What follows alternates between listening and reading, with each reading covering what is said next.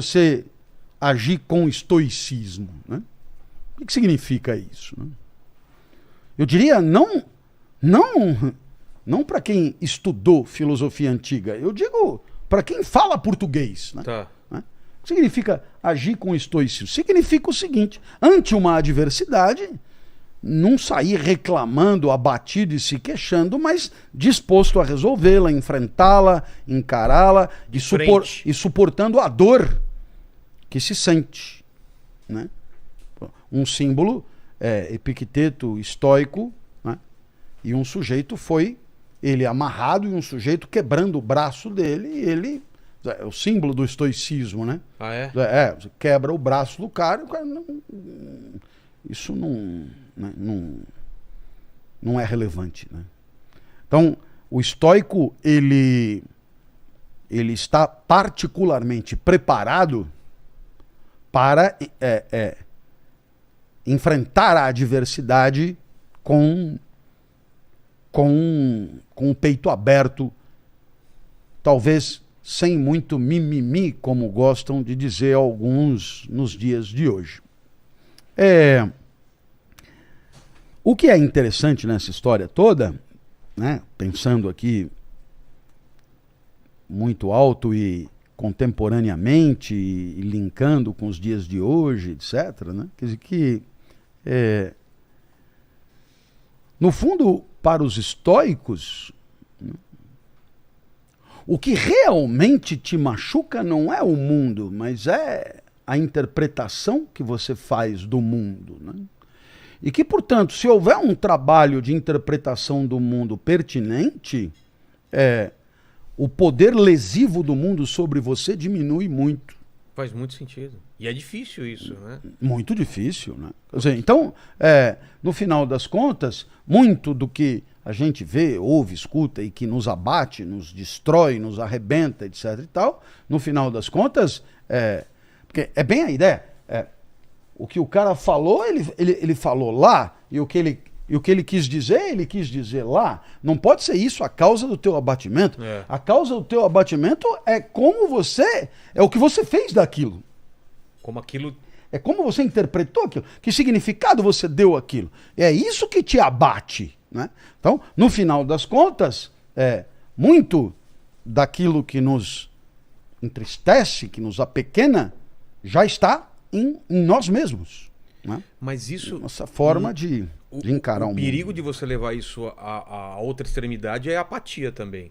É você ser apático em relação ao mundo. Tipo, as coisas são assim e não tenho o que fazer. Eu vou aceitar tudo que me foi imposto. Então, mas aí retomando, né? Por isso tem metade. Ah, tá. Essa metade minha eu continuo fazendo. Opa! E aí, no talo, né? No talo. Com todos os botões lá em cima. Se depende de mim, velho, vai dar certo. Porque é o máximo que eu posso fazer por mim, é fazer dar certo o que depende de mim. Você entendeu? Quer dizer, por exemplo, eu tô procurando emprego. O que depende de mim é eu mandar currículo, eu conversar com as pessoas e me mostrar o mais... entrevista e tal, e eventualmente também depende de você... Contatos. Abastecer o seu currículo com coisas consistentes, também depende de você, sim, né? Sim. Tá o preparado. Conteúdo do currículo, Agora, no final, o que o cara enxergou em você, despreocupe-se, né? É bem aquela coisa, vai lá e faça o melhor. O resto não depende de você, né? Te dou exemplo simples. Eu sempre digo aos meus contratantes, vivo hoje praticamente de dar palestras e eu digo aos meus contratantes, a palestra depende de mim. Então, em relação a ela, eu me responsabilizo pelo conteúdo. O que eu vou dizer, como eu vou dizer, com que entusiasmo eu vou dizer, que energia eu vou pôr, e tudo isso está na minha mão. Agora, se vão gostar ou não, isso eu não posso garantir. E tem a estrutura do local que também precisa estar correta. Microfone... Aí já depende bem menos do deles,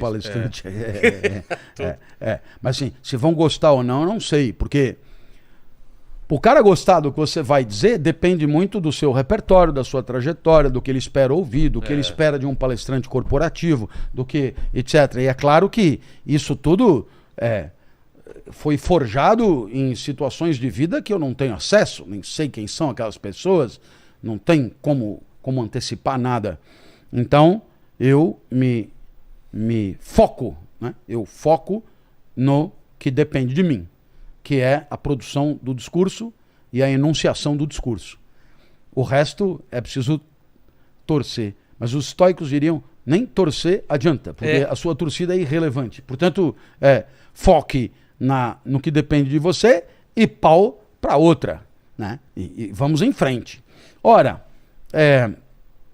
esse é um exemplo que eu adoro, né? E haverá outro também. Eu me lembro que eu nadava numa época de maneira competitiva, né? Numa época bem distante, remota, época de infância, assim, sabe? Campeonato mirim. Você gostava de nadar e era bom? Não, não era? Nenhum, nem outro. Não gostava e não era bom? É isso. E por quê? Ué, não era bom porque não era. Não, e não gostava porque não gostava. Mas por que não nadava? Porque nadava? É.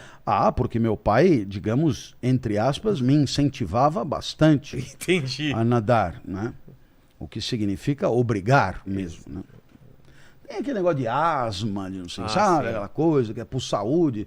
Mas aí você dá duas braçadas uma atrás da outra, diz, alguém já aparece alguém, por que não compete, né?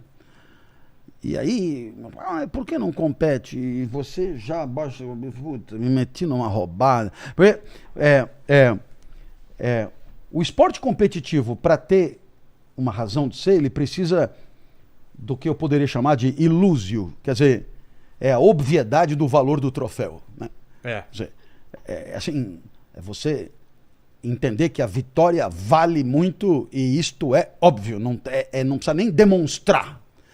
Na hora que você não vê valor nenhum no troféu, então a competição é absurda. E eu passei nenhum sentido. 8 anos competindo, assim, ganhava uma medalha e jogava na piscina no instante seguinte, nem levava para casa. E não é arrogância ou desdém, é que simplesmente o que importava para mim eram outras coisas que não aquilo. Mas, de qualquer maneira, a minha saúde melhorou nessa época. Bom, como você percebe, eu ia lá e, claro, como eu gostava muito do meu pai, eu queria que ele ficasse feliz. Então eu entrava na piscina e eu rachava o pau, eu nadava com raiva, né? Mas eu sempre dizia pro meu pai, eu vou lá arrebentar. Agora, se tiver outro que nadar mais rápido, o que eu posso fazer? Né?